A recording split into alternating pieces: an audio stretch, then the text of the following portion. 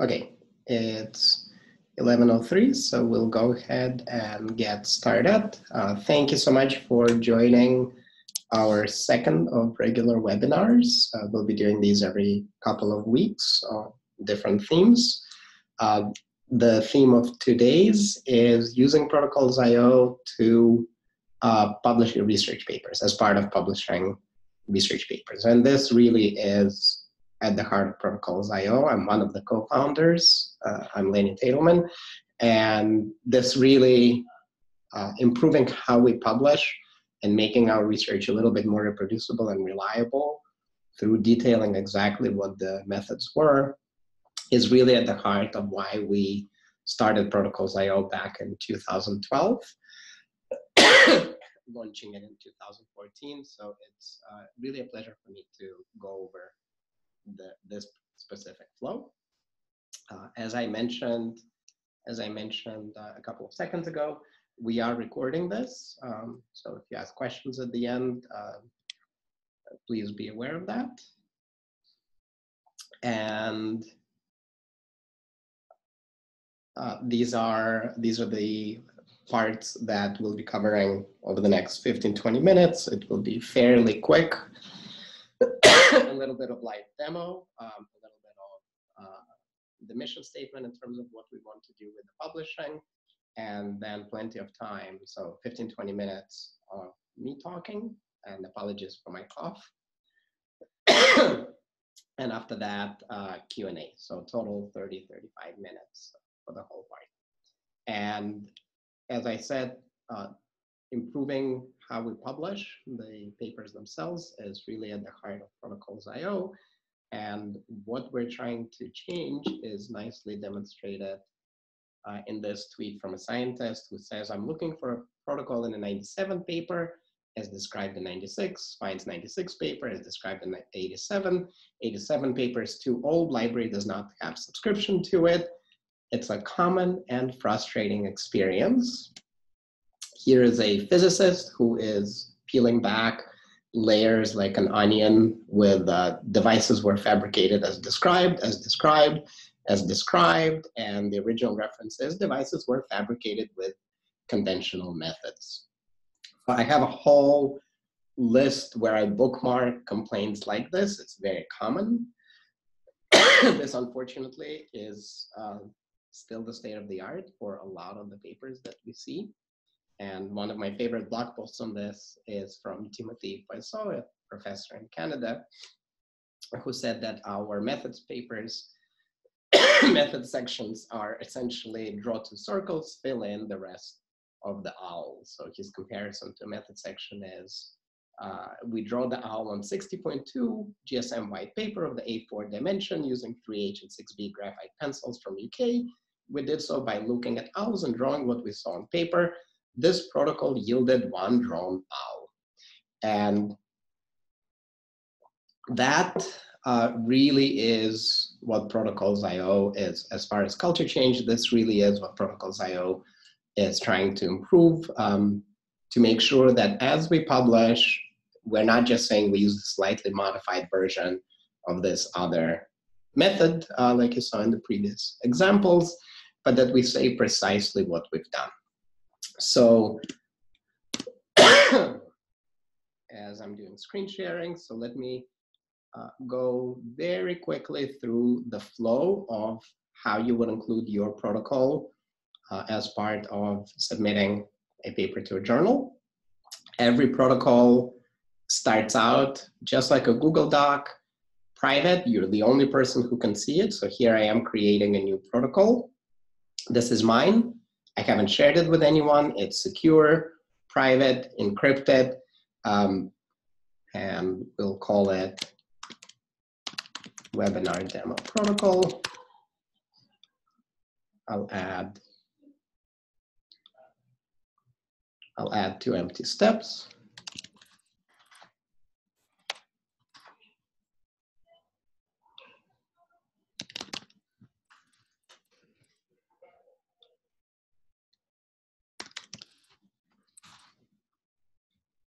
And this, as I said, is mine.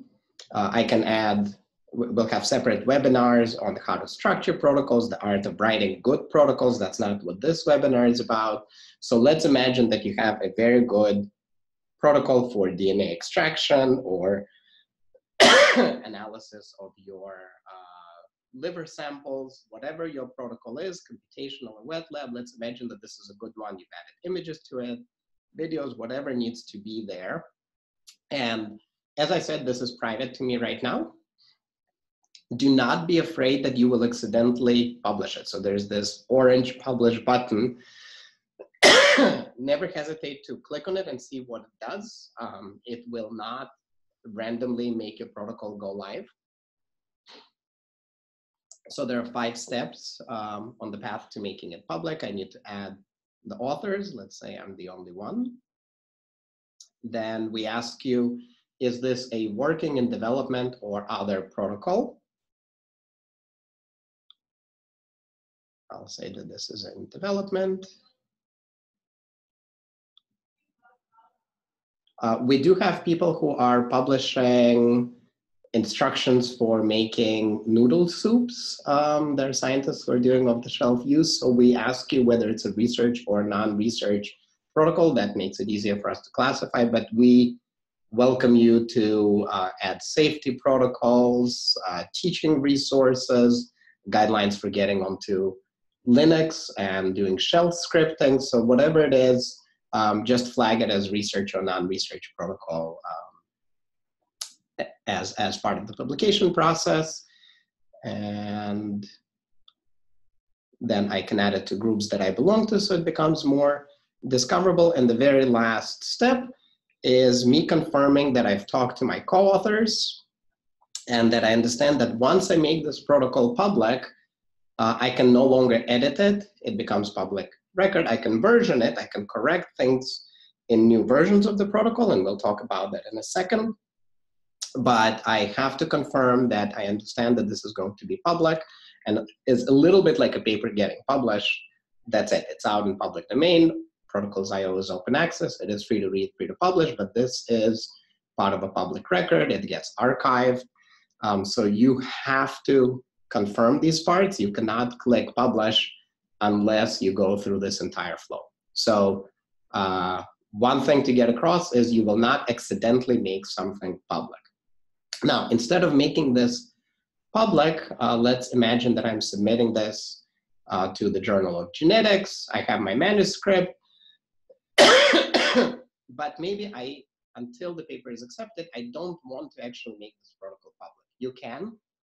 There's no journal, as far as I'm aware of, that is going to complain that you made a protocol public and they don't want to review the paper. So just like preprints don't count as prior publications, protocols certainly should not, and we've never had an instance of that. But there are authors who often choose to make the protocol public only after the paper comes out. So if you want to do that, instead of clicking publish, your other option is to say get DOI. It's a very similar flow. I add myself as author, add it to groups that I'm part of. And I do have to confirm that I am making it permanent in the sense that this will get a DOI. It gets registered with DOI as a unique identifier. It gets registered with Crossref, the provider of DOIs. Once I go through this and I click Get DOI, again, I will no longer be able to edit it. But what's different between Get DOI and Publish is that this is still basically an unlisted link. So I can take this DOI, copy it to clipboard. I can add it to my manuscript that I'm about to submit. I can add it there, but this webinar demo protocol is not public. So here's the DOI. You can find it here. I just copied it. I can add it to the paper. I'm reloading it. But if you go to my public profile, or if you search protocols.io for webinar demo protocol, it will not come up. That's because it's not fully published yet. And I can see there are a few questions that are popping up. I will get to the questions afterwards, I promise. So I have just maybe a couple of more minutes of the demo. So you will not see this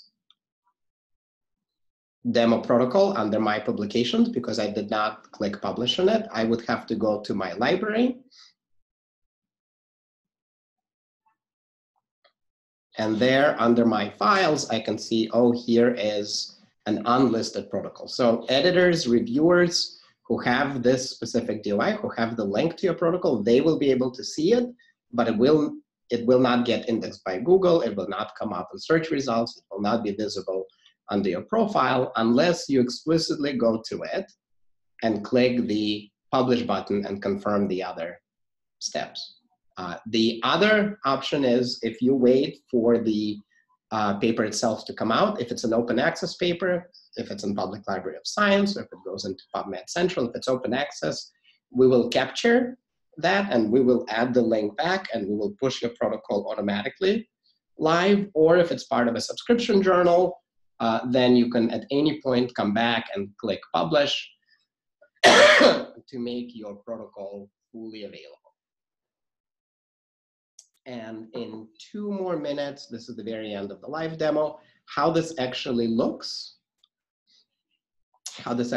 So here is a computational bioinformatics protocol that is linked to a paper in Scientific Reports. If you mouse over it, you can see the citation right there. Here is the abstract of the paper. At the end of the title, we link to the manuscript itself. We make it very clear on the abstract page, this protocol accompanies the following publication. And anyone who tries to cite the protocol, we give them the protocol citation, and then we also say, please remember to cite the following publication along with this protocol. So we really are trying to make sure that both the protocol and the paper that this protocol is accompanying get cited in future publications. So this is how it looks. One question would be, how do you actually include it in the manuscript that you're preparing? So the recommendation is, if you look at journals that recommend in author guidelines putting protocols on protocols.io as part of the publication, they ask you to cite the DOI. And here is in PLOS Biology, a good example of that happening. So we go to materials and methods in this paper, and there it says methods and protocols for Drosophila rearing, media preparations, and microbial manipulations are available as a collection on protocols.io. And that's a good note. So if you have tissue handling, single cell dissociation, RNA extraction, and those are all separate protocols, 3, 4 different protocols accompanying your paper, you don't have to mention the 4 different DOIs. You can go to protocols.io, you can create a collection where you will organize the 5 or however many protocols accompanying your publication together. That collection gets a DOI, and then you can cite that. So that's exactly what's happening in this PLOS Biology paper. It's a link to the collection. The other part that I wanted to say is, as I mentioned, once you make the protocol public, you cannot edit it anymore, but you can create a new version. And anybody, this example shows from the PLOS Biology paper, it shows how this works. So anybody who comes to the earlier version will get a simple notification letting them know that there are multiple versions of this protocol or collection available. So I clicked from the paper.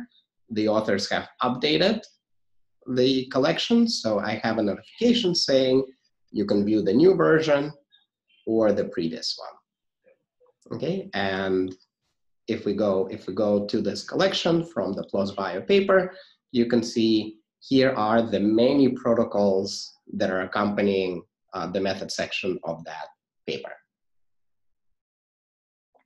Okay, very last thing before I open it up for questions is one of my favorite examples of what happens when you share as part of the publication process. So here is a researcher from Chile asking on Twitter if anybody has a good RNA extraction protocol for primary cortical neuron cultures.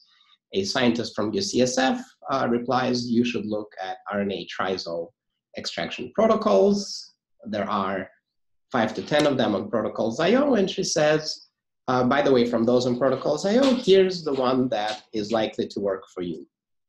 What I absolutely love about this example is that if you actually look at the protocol that she's recommending, it turns out to be from this paper in the journal Gigascience, and it is not a paper on cortical neuron cultures. It is a paper on parasites of the stickleback fish.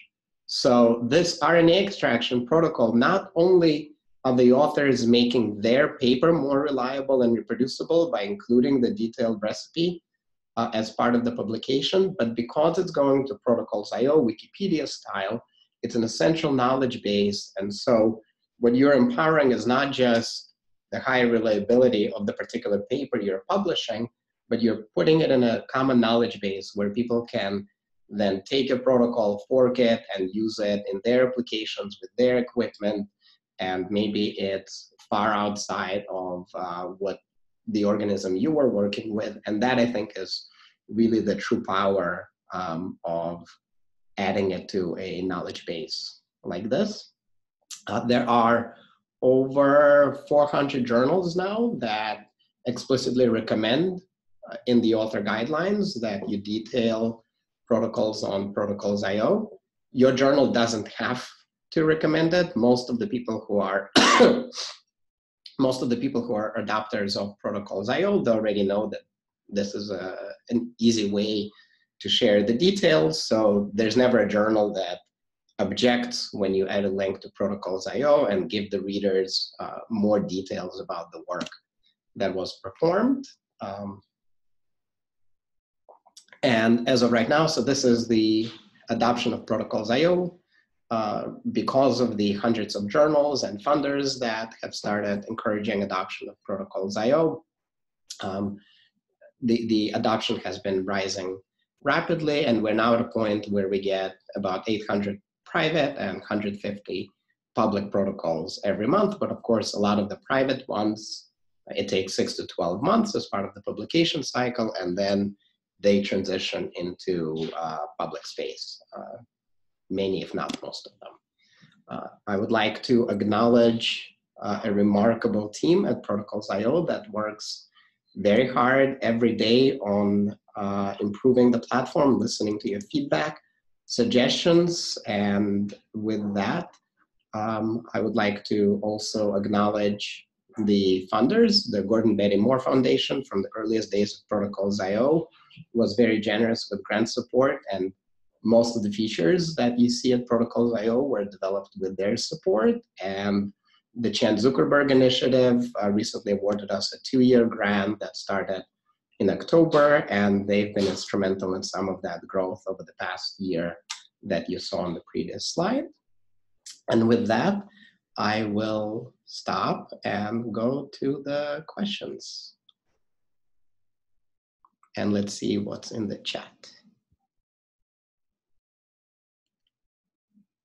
Feel free to unmute yourself and ask questions, and I will start looking through the chat as well.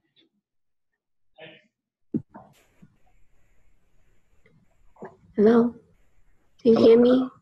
Yes. Oh, okay. Okay, this is from the Augusta University. Right now, we just input some the AC to the protocol.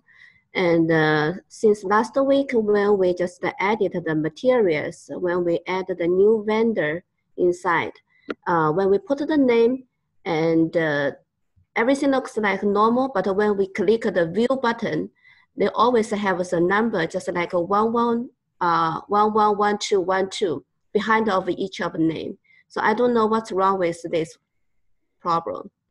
Oh, you should, you can, so I'm Lenny at Protocols.io. Our head of outreach is Anita at Protocols.io. We respond if there are any technical issues we respond very quickly to emails and requests. So I just added Anita protocols.io, Linear protocols.io. If you send us the link to this, we will very quickly let you know what's happening and if there is some issue on our side to resolve it. We do have a lot of people that are sharing materials. We really encourage it because it really helps when you detail who is the vendor, what's the catalog number, which kit or reagent did you use. So we really appreciate it when people do that. And if something is not working as it should, just send us a link, email us, and we will fix that very quickly. Okay, thank you. Absolutely. Someone asked, 2 days or so is the time frame for posting the recording of this seminar. Yes, we will process this quickly. It will go up on the YouTube channel, and we can email everyone who signed up for it the link to it, and we'll also make it available on the webinar page itself. Next question. Oh, so there was a response from Anita, our head of outreach, that will be making it available. A question for the end. If I publish a protocol, can I never ever remove a protocol? Very good question. So there are 2 questions from Chris about publishing. So if you make it public, the whole idea of provenance and reliability of citations, other people can start using it, other people can start citing it. So we do not want people to remove protocols. There are occasions, very rare, maybe 1 or 2 times a year, when someone gets in touch with us and says, oh my God, we really were not supposed to publish it. Can you please help us? Or we'd like to retract it. There is a major error. So then we work with you. We can unlist it, or we can put up a retraction notice if that's necessary. But that's on case-by-case basis through our editorial process. So you just have to get in touch either to info@protocols.io or email Anita and myself, and we'll work with you to see what the situation is. But the whole idea as part of the publishing research cycle is that once it's been made public, because other people use it and cite it, we do want it to be available.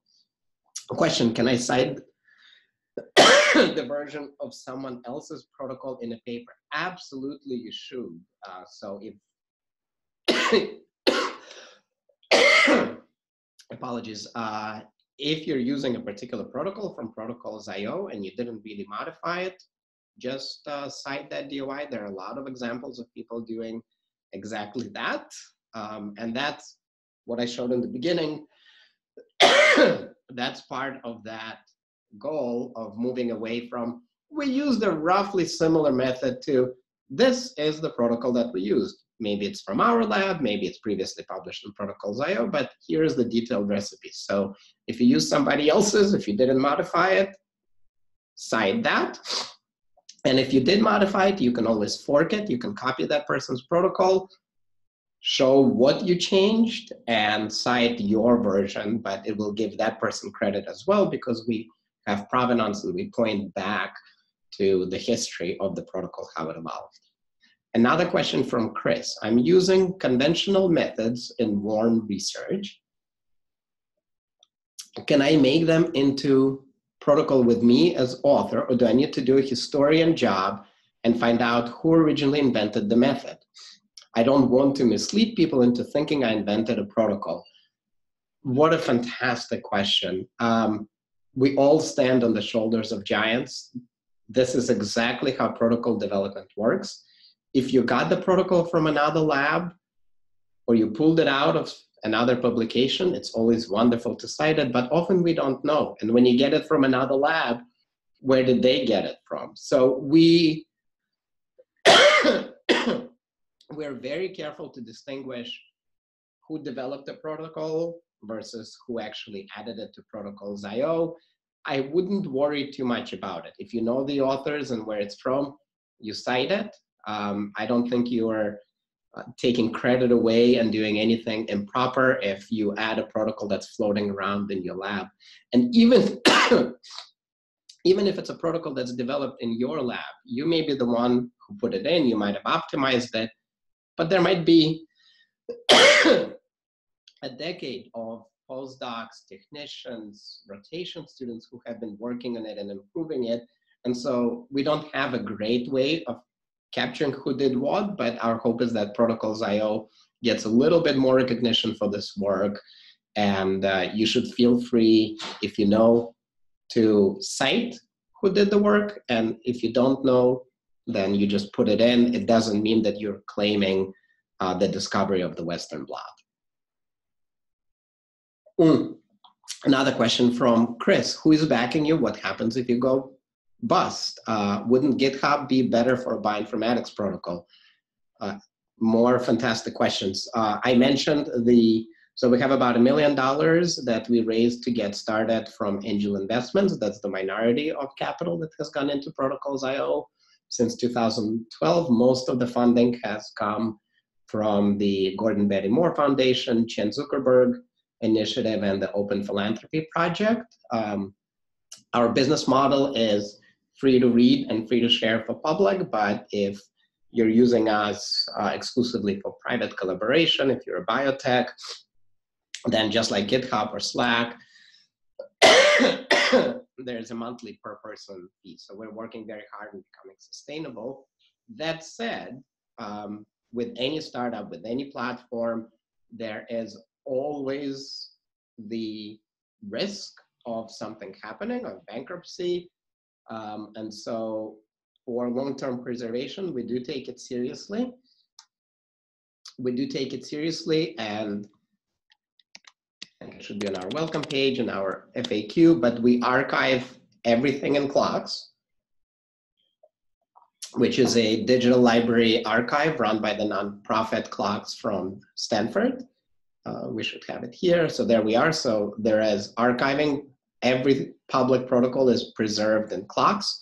For your private methods,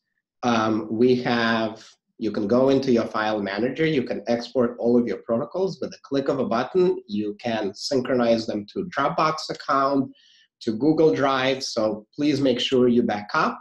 But for the public side, you don't need to worry. There is long-term preservation. Otherwise, we would not be able to partner with the publishers. And then there was a question, wouldn't GitHub be better for bioinformatics protocol? We are not competing with GitHub. Code goes on GitHub. There are a lot in the beginning.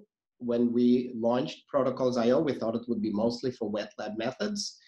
But the bioinformatics community was actually asking us to add support for Protocols.io. This was the first deliverable with our grant from the Gordon Betty Moore Foundation. So about 10%, 5 to 10% of the protocols on Protocols.io are actually computational pipelines.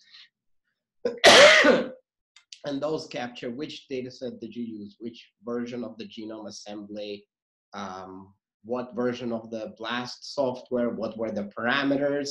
So it's your preference, but on Protocols.io, it's customized and really designed for capturing the workflows. You will still link to the code on GitHub, or you can upload files. So this is not an alternative to GitHub for the code, but for capturing pipelines, discussions, archiving them, provenance, getting the DOI, there are reasons why people are using Protocols.io for bioinformatics pipelines. And then another question, do you have more sophisticated graphics from making protocols, like pictures of a timer, centrifuge symbol, incubation, to make it nicer to read? Yes, we do. I did not have time. Just click on the editor, go in. We have structured components for amounts, time, many things that are either for wet lab or bioinformatics, computational drive protocols. I didn't have time to dig into the editor. That's a separate webinar, but yes, we try to add the structure and have really nice presentation visualization of the protocols. So it's not just text. Can you make protocols available for a subset of people, like a lab or just the reviewers? So for the reviewers, you can just do the get DOI as I showed. If it's not part of a publication, as I said, every protocol starts out privately. Then you decide if you want to share it with specific individuals, just like a Google Doc.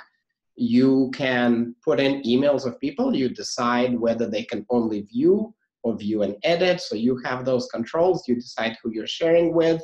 If you're part of a group, for example, a lab, you can easily share with the entire lab. Just assign the protocol to the group. That's still private long before the publication. And I'll do one more question. I know that we're over the 30 minutes. I'm happy to stay on longer if people have more questions, but let's do one more and then let those who have to run go.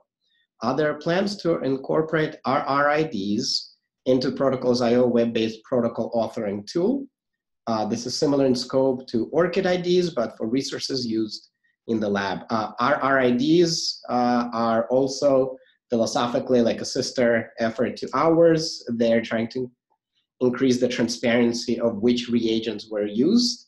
I know the co-founder of that effort, Anita Bandrowski. We've been talking, and so there are definitely plans to add support for RRID into Protocols.io. That's in the pipeline and in active conversations, so absolutely. And with that, I'd like to sincerely thank everyone who took the time. Thank you all so much for the questions, and those who have to run should run, and anybody else who has more questions, I am happy to answer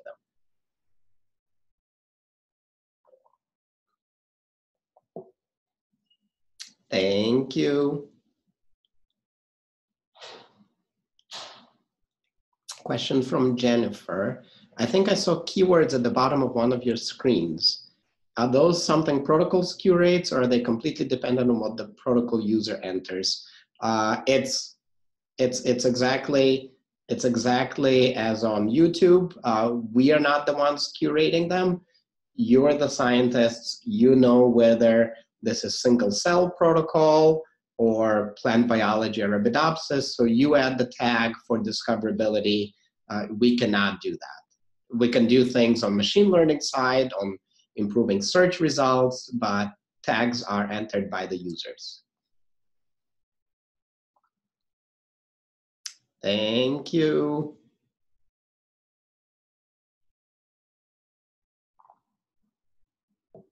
All right, and if you wanted to ask a question but didn't manage to, just email Lenny at Protocols.io or Anita at Protocols.io, or both of us, and we would be delighted to reply. Thank you so much. Have a good weekend, everyone.